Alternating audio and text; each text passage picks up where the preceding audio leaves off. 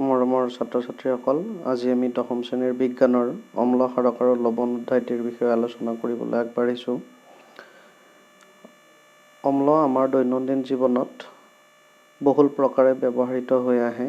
হয়তো আমি জানি বা নাজানি ইয়াক ব্যৱহাৰ কৰি থাকোঁ, কিন্তু আমাৰ দৈনন্দিন জীৱনত অম্লক ব্যৱহাৰ কৰি আমি চিনি নোপোৱাৰ কাৰণ হ'ল আমাৰ বিজ্ঞান মানসিকতাৰ অভাৱ। আমি অম্লক আমাৰ দৈনন্দিন জীৱনত ব্যৱহাৰ কৰাৰ ক্ষেত্ৰত সাধাৰণতে চিনি কেনেকৈ পাব পাৰোঁ তাৰ বিষয়ে আলোচনা কৰোঁ। অম্ল কোনো খাদ্যবস্তু যদি সোৱাদত আমি টেঙা পাওঁ, তেন্তে তেনে খাদ্যবস্তুত আমি অম্লৰ উপস্থিতিৰ কথা অনুভৱ কৰিব পাৰোঁ। যদি কোনো সামগ্ৰী আমাৰ দেহত লগাৰ ফলত সেই দেহৰ অংশত খজুৱতিৰ সৃষ্টি হয়, তেতিয়াও আমি ক'ব পাৰোঁ সেই সামগ্ৰী বা সেই পদাৰ্থবিধত কোনো অম্লৰ উপস্থিতি আছে। অৰ্থাৎ আমি ভৌতিকভাৱে অম্ল চিনি পাবৰ কাৰণে দুটা উপায় অৱলম্বন কৰিব পাৰোঁ। 1 নম্বৰ, সোৱাদ লৈ টেঙা পালে, আৰু 2 নম্বৰ, দেহত ছালত স্পৰ্শ কৰিলে সেই অংশত যদি খজুৱতিৰ সৃষ্টি হয়, তেতিয়াহ'লে আমি তেনে পদাৰ্থত অম্লৰ উপস্থিতিৰ কথা ধাৰণা কৰিব পাৰোঁ। একেধৰণে অম্লৰ দৰে ক্ষাৰকো আমাৰ দৈনন্দিন জীৱনত বহুলভাৱে ব্যৱহৃত হয়। আমি ক্ষাৰকো ভৌতিকভাৱে চিনি পোৱাৰ দুটা উপায় ইয়াত আমি উল্লেখ কৰিছোঁ। যদি কোনো খাদ্য সামগ্ৰী সোৱাদ ল'লে তিতা সোৱাদ পোৱা যায় আৰু হাতত ঘঁহি থাকিলে তেনে সামগ্ৰীয়ে ফেন সৃষ্টি কৰে, তেতিয়াহ'লে আমি বুজিব পাৰোঁ তেনে সামগ্ৰীত ক্ষাৰকৰ উপস্থিতিৰ কথা। অৰ্থাৎ ক্ষাৰক সোৱাদত সাধাৰণতে তিতা আৰু ই ফেন সৃষ্টিকাৰক। এই যি অম্ল আৰু ক্ষাৰক চিনি পোৱাৰ আমি দুটা ব্যৱস্থাৰ কথা উল্লেখ কৰিলোঁ, এইকেইটা কোনো ৰাসায়নিক ব্যৱস্থাপনা নহয়, মাত্ৰ ভৌতিকভাৱেই অম্ল আৰু ক্ষাৰকৰ উপস্থিতি বা অম্ল ক্ষাৰক চিনি পোৱাৰ দুটা কৌশলহে মাথো। ইয়াত যিহেতু লৱণৰ কথাও উলিওৱা হৈছে চেপ্টাৰটোত, সেয়েহে আমি লৱণকো সাধাৰণ ডেফিনিশ্যন এটাৰ জৰিয়তে এতিয়া মাত্ৰ চিনাকি কৰি থওঁ। লৱণনো কি? কেটায়ন আৰু এনায়নৰ দ্বাৰা গঠিত বৈদ্যুতিক আধানহীন ৰাসায়নিক যৌগবোৰক লৱণ বোলে। এতিয়া আমি ইয়াত মনলৈ প্ৰশ্ন নিশ্চয় আহিব, কেটায়ননো কি, একেধৰণে এনায়ননো কি? আমি ইতিমধ্যে জানো পৰমাণুবিলাকে ইলেক্ট্ৰন ত্যাগ কৰাৰ ফলত যি ধনাত্মক আধানযুক্ত অৱস্থা লাভ কৰে তাক আমি কেটায়ন বোলোঁ। একেধৰণে ইলেক্ট্ৰনবোৰ গ্ৰহণ কৰি কিছুমান পৰমাণুৱে ঋণাত্মক আধানযুক্ত আয়ন গঠন কৰে আৰু সেইবিলাকক এনায়ন বোলে। এই কেটায়ন আৰু এনায়নৰ দ্বাৰা গঠিত আধানহীন ৰাসায়নিক যৌগবোৰক লৱণ বোলে। উদাহৰণস্বৰূপে আমি খোৱা নিমখ, যাৰ ৰাসায়নিক নাম ছ'ডিয়াম ক্লৰাইড, ৰাসায়নিক সংকেত NaCl ৰ কথা আমি ক'ব পাৰোঁ। এতিয়া আমি আকৌ আলোচনা কৰিব আগবাঢ়িছোঁ। এই অম্ল আৰু ক্ষাৰক চিনি পাবৰ বাবে যদিও আমি যি দুটা উপায়ৰ কথা ইয়াত উল্লেখ কৰিছোঁ, উপায় দুটা কোনো ৰাসায়নিক উপায় নহয়, মাত্ৰ ভৌতিকভাৱেহে তাক চিনি পাব পৰা যায়। অম্ল আৰু ক্ষাৰক চিনি উলিওৱাৰ এই সোৱাদ লোৱা প্ৰক্ৰিয়াটো বিজ্ঞানসন্মত বুলি আমি ক'ব নোৱাৰোঁ, কাৰণ ই বিভিন্ন সময়ত বিপদৰ আগমন ঘটাব পাৰে। তেন্তে আমি অম্ল ক্ষাৰক চিনি পাবৰ কাৰণে আন এটা ধাৰণালৈ আগবাঢ়িম, সূচকৰ ধাৰণা। সূচকনো কি?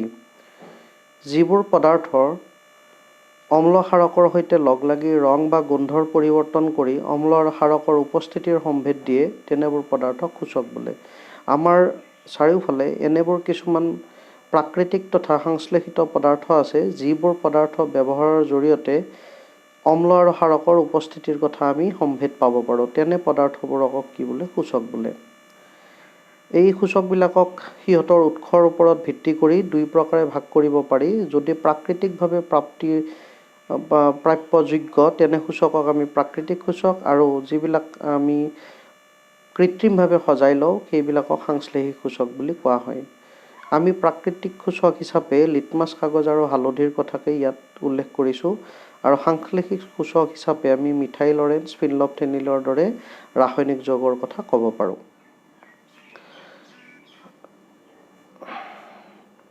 এতিয়া লিটমাছ কাগজৰ ব্যৱহাৰৰ জৰিয়তে কেনেধৰণে আমি অম্ল ক্ষাৰকৰ উপস্থিতি ধৰা পেলাব পাৰিম। ইয়াত আমি এটা তৰল পদাৰ্থ লৈছোঁ, আৰু তৰল পদাৰ্থত আমি এচিড নে ক্ষাৰক আছে তাক বাছি উলিয়াবৰ বাবে, চিনি উলিয়াবৰ বাবে আমি তাত লিটমাছ কাগজ ব্যৱহাৰ কৰিব পাৰোঁ। সাধাৰণতে লিটমাছ কাগজ দুই ৰঙৰ, নীলা আৰু ৰঙা। এতিয়া যদি ক্ষাৰত বা এই আমি লোৱা দ্ৰৱটোত যদি ক্ষাৰকীয় কোনো পদাৰ্থ আছে, তাত যদি মই ৰঙা লিটমাছ যোগ কৰোঁ, সাৰে সেই ৰঙা লিটমাছক নীলালৈ ৰূপান্তৰিত কৰিব। অৰ্থাৎ ৰঙা লিটমাছ এই দ্ৰৱটোত যোগ কৰোঁতে যদি নীলা হৈ যায়, তেতিয়া আমি ক'ব পাৰিম এই দ্ৰৱটো নিশ্চয় ক্ষাৰকীয় বা ইয়াত কোনো ক্ষাৰ আছে। ঠিক একেধৰণে এচিডে নীলা লিটমাছক ৰঙালৈ ৰূপান্তৰ কৰে। আমি যদি এচিড দ্ৰৱত নীলা লিটমাছ যোগ কৰোঁ আৰু লিটমাছ টুকুৰাৰ ৰং ৰঙালৈ ৰূপান্তৰিত হয়, তেতিয়া আমি ক'ব পাৰিম সেই দ্ৰৱটো নিশ্চয় আমলিক। একেধৰণে আমি যদি কোনো প্ৰসম দ্ৰৱত, অৰ্থাৎ যি অম্ল বা ক্ষাৰকৰ এটাও গুণ নাথাকে, তেনে দ্ৰৱত যদি লিটমাছ পেপাৰ ব্যৱহাৰ কৰোঁ, তেতিয়া তাৰ কোনো ৰঙৰ পৰিৱৰ্তন নহয়। অৰ্থাৎ নীলা লিটমাছ নীলা আৰু ৰঙা লিটমাছ ৰঙা হৈয়ে থাকে। এনেধৰণে আমি লিটমাছ পেপাৰ ব্যৱহাৰৰ জৰিয়তে কোনো এটা দ্ৰৱ অম্ল, ক্ষাৰকীয় নে প্ৰসম দ্ৰৱ তাক চিনি উলিয়াব পাৰোঁ। একেধৰণে হালধিৰ ব্যৱহাৰৰ বিষয়ে ক'বলৈ আগবাঢ়িছোঁ। হালধি ব্যৱহাৰ কৰি কেনেধৰণে অম্ল আৰু ক্ষাৰক চিনি উলিয়াব পাৰি।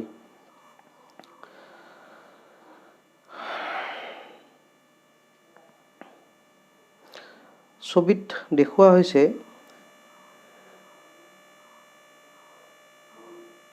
দুটুকুৰা কাগজ আৰু দুটা পাত্ৰত এনেধৰণে তৰল পদাৰ্থ দেখুওৱা হৈছে। হালধি যদি আমি ক্ষাৰত যোগ কৰোঁ, এনেধৰণৰ ৰঙচুৱা ৰং দেখিবলৈ পাওঁ, আৰু যদি এচিডত যোগ কৰা হয়, তেতিয়া তাৰ কোনো ৰঙৰ পৰিৱৰ্তন নহয়, অৰ্থাৎ হালধীয়া হৈয়েই থাকে। অৰ্থাৎ হালধি ব্যৱহাৰ কৰিলে কোনো দ্ৰৱৰ যদি ৰঙৰ কোনো পৰিৱৰ্তন নহয়, আমি তেনে দ্ৰৱক অম্ল বুলি ধাৰণ কৰিব পাৰোঁ। আৰু যদি ক্ষাৰত যোগ কৰোঁ, তেতিয়াহ'লে এনে ৰঙচুৱা ৰং সৃষ্টি হ'ব, আৰু তেনে সংকেতৰ পৰা বা তেনে ৰঙৰ পৰিৱৰ্তনৰ পৰা দ্ৰৱটো আমি ক্ষাৰকীয় বুলি উমান পাব পাৰোঁ। একেধৰণে মিথাইল অৰেঞ্জৰ ব্যৱহাৰৰ বিষয়ে আগবাঢ়িছোঁ।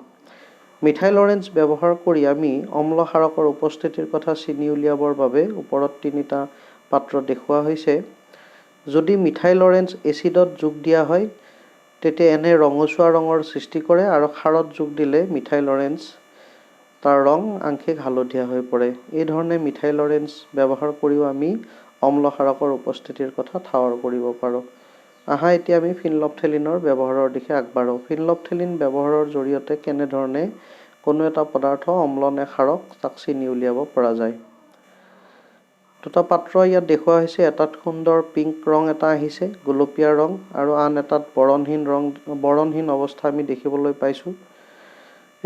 এতিয়া যদি ক্ষাৰকীয় দ্ৰৱত ফিনলফথেলিন যোগ কৰা যায়, এনেধৰণৰ পিংক কালাৰ সৃষ্টি কৰে, আৰু এচিড দ্ৰৱত যদি ফিনলফথেলিন যোগ কৰোঁ, তেনে বৰণহীন হৈ পৰে। এনেধৰণে ফিনলফথেলিন ব্যৱহাৰৰ জৰিয়তেও আমি অম্ল ক্ষাৰক চিনি উলিয়াব পাৰোঁ। এইবাৰ আহিছোঁ আমি আন এবিধ সূচকৰ বিষয়ে জানিবলৈ, সেয়া হৈছে ঘ্ৰাণেন্দ্ৰিক সূচক। ঘ্ৰাণেন্দ্ৰিক শব্দটোৱে আমাক বুজায় ঘ্ৰাণ গোন্ধ, আৰু এন্দ্ৰিক অৰ্থাৎ ইন্দ্ৰিয়ক গোন্ধ দিব পৰা, অৰ্থাৎ ইন্দ্ৰিয়ৰ জৰিয়তে বা গোন্ধ লৈ আমি অম্ল ক্ষাৰকৰ উপস্থিতিৰ উমান পাব পৰা কথা নিশ্চয় আমাক বুজাব।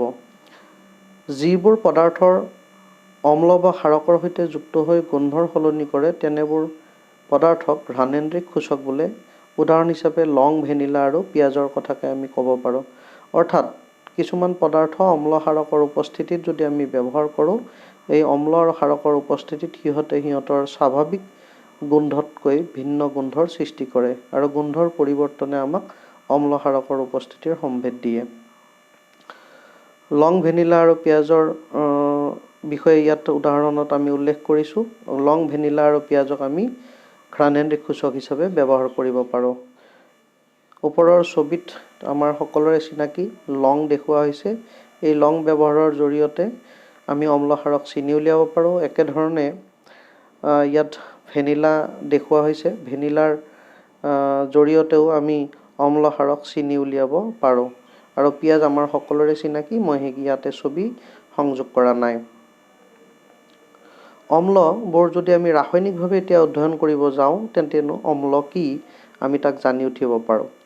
যিবোৰ পদাৰ্থই তাৰ জলীয় দ্ৰৱত হাইড্ৰজেন আয়ন মুক্ত কৰে তেনেবোৰ আয়নীয় পদাৰ্থক অম্ল বোলে। উদাহৰণস্বৰূপে আমি বিভিন্ন অম্লৰ ৰাসায়নিক সংকেত ইয়াত উল্লেখ কৰিছোঁ। HNO3, nitric acid, HCl, hydrochloric acid, H2SO4, sulphuric acid আৰু CH3COH, ইথানোইক এচিড আমি সকলোৱে চিনি পাওঁ বা জানো। এইবিলাক হৈছে অম্লৰ উদাহৰণ। একেধৰণে ক্ষাৰক, যিবোৰ পদাৰ্থই তাৰ জলীয় দ্ৰৱত হাইড্ৰক্সাইড OH নেগেটিভ আয়ন মুক্ত কৰে তেনেবোৰ পদাৰ্থক ক্ষাৰক বোলে। উদাহৰণস্বৰূপে calcium hydroxide, potassium hydroxide, sodium hydroxide, magnesium hydroxide ইত্যাদি। এতিয়া আহিছোঁ আমি এচিড আৰু ক্ষাৰকৰ সৈতে ধাতুৰ বিক্ৰিয়া, অৰ্থাৎ ধাতুসমূহে এচিড ক্ষাৰকৰ সৈতে কেনেধৰণে বিক্ৰিয়া কৰে। এচিডৰ সৈতে ধাতুৰ বিক্ৰিয়া। প্ৰথমতে আমি চাব বিচাৰিছোঁ এচিডৰ সৈতে ধাতুৱে কেনেধৰণে বিক্ৰিয়া কৰে। চিত্ৰত দেখুওৱা হৈছে এটা পাত্ৰত আমি হাইড্ৰক্লৰিক এচিড লৈছোঁ আৰু হাইড্ৰক্লৰিক এচিডযুক্ত পাত্ৰটোত নিৰ্গমন নলীৰে সৈতে আমি ইয়াতে চাবোন পানীত নিৰ্গমন নলীটো ডুবাই ৰাখিছোঁ আৰু হাইড্ৰক্লৰিক এচিডৰ সংস্পৰ্শলৈ কিছুমান জিংকৰ টুকুৰা আহিব দিছোঁ, অৰ্থাৎ জিংকক হাইড্ৰক্লৰিক এচিড নলৈ আমি ছালফিউৰিক এচিড লৈ পৰীক্ষাটো কৰিব পাৰোঁ। আমাৰ পৰীক্ষাত ছালফিউৰিক এচিডেই লোৱা হৈছে। ছালফিউৰিক এচিডৰ লগত জিংকৰ টুকুৰা সংযুক্ত কৰিব দিয়া হৈছে। ছালফিউৰিক এচিডৰ সৈতে জিংকৰ টুকুৰাই বিক্ৰিয়া কৰি কোনো গেছৰ উৎপত্তি কৰিছে আৰু সেই গেছ নিৰ্গমন নলীৰে ওলাই গৈছে। নিৰ্গমন নলীৰে ওলাই যোৱা গেছ বাৰু কি হ'ব পাৰে তাৰ উমান পাবলৈ নিৰ্গমন নলীৰে যেতিয়া গেছবোৰ ওলাই গৈছিলে চাবোন পানীৰ মাজেৰে কিছুমান বুদবুদৰ সৃষ্টি কৰি বুদবুদসমূহৰ ওচৰলৈ যেতিয়া জ্বলি থকা মমবাতি এডাল অনা হয় ফটফট শব্দ কৰি জ্বলি উঠে। আমি জানো হাইড্ৰজেন গেছ দহন কৰিলে তেনেধৰণৰ ফটফট শব্দ হয়, অৰ্থাৎ বুদবুদবোৰৰ মাজত হাইড্ৰজেন গেছ আবদ্ধ হৈ আছিল। ই আমাক বুজায় যে জিংকে ছালফিউৰিক এচিডৰ সৈতে বিক্ৰিয়া কৰাত নিশ্চয় হাইড্ৰজেন গেছৰ উৎপত্তি হৈছে। সেয়েহে আমি ক'ব পাৰোঁ জিংকে ছালফিউৰিক এচিডৰ সৈতে বিক্ৰিয়া কৰি জিংক ছালফেট আৰু হাইড্ৰজেন গেছ প্ৰস্তুত কৰে। H2 হ'ব লাগে ইয়াতে। জিংক ছালফেট আৰু H2SO4 ৰাসায়নিকভাৱে সংযুক্ত হৈ জিংক আৰু H2SO4 ৰাসায়নিকভাৱে সংযুক্ত হৈ জিংক ছালফেট অৰ্থাৎ ZnSO4 আৰু হাইড্ৰজেন গেছ মুক্ত কৰিছে। আনবোৰ আমি উদাহৰণলৈ আগবাঢ়িব পাৰোঁ। ছডিয়াম ধাতুৱে হাইড্ৰক্লৰিক এচিডৰ সৈতে বিক্ৰিয়া কৰি ছডিয়াম ক্লৰাইড, আইৰণে হাইড্ৰক্লৰিক এচিডৰ সৈতে বিক্ৰিয়া কৰি ফেৰাছ ক্লৰাইড আৰু হাইড্ৰজেন গেছ। ঠিক একেধৰণে মেগনেছিয়ামে ছালফিউৰিক এচিডৰ সৈতে বিক্ৰিয়া কৰি মেগনেছিয়াম ছালফেট হাইড্ৰজেন গেছ। এলুমিনিয়ামে ছালফিউৰিক এচিডৰ সৈতে বিক্ৰিয়া কৰি এলুমিনিয়াম ছালফেট আৰু হাইড্ৰজেন গেছ। সেয়েহে আমি ল'ব পৰা সিদ্ধান্তটো হৈছে ধাতুসমূহে এচিডৰ সৈতে বিক্ৰিয়া কৰিলে লৱণ আৰু হাইড্ৰজেন গেছ উৎপন্ন কৰে। ধাতু আৰু ক্ষাৰকৰ সৈতে বিক্ৰিয়া। ধাতুসমূহে ক্ষাৰকৰ সৈতে কেনেধৰণে বিক্ৰিয়া কৰে। ধাতুসমূহে এচিডৰ সৈতে কৰা বিক্ৰিয়াৰ দৰে সকলো ক্ষাৰকৰ সৈতে এই বিক্ৰিয়া নকৰে, কিন্তু জিংক ধাতুৱে ছডিয়াম হাইড্ৰক্সাইড ক্ষাৰকৰ সৈতে বিক্ৰিয়া কৰি ছডিয়াম জিংকেট লৱণ উৎপন্ন কৰে। সেয়েহে আমি ক'ব পাৰোঁ জিংক ধাতুৱে ছডিয়াম হাইড্ৰক্সাইড ক্ষাৰকৰ সৈতে বিক্ৰিয়া কৰি ছডিয়াম জিংকেট লৱণ আৰু হাইড্ৰজেন গেছ উৎপন্ন কৰে। ধাতৱ কাৰ্বনেট আৰু ধাতৱ বাইকাৰ্বনেটৰ অম্লৰ সৈতে বিক্ৰিয়া। ইয়াৰ পিছৰ কথাখিনি আমি অহাটো ভিডিঅ'ত আলোচনা কৰিবলৈ আগবাঢ়িম। ধন্যবাদ।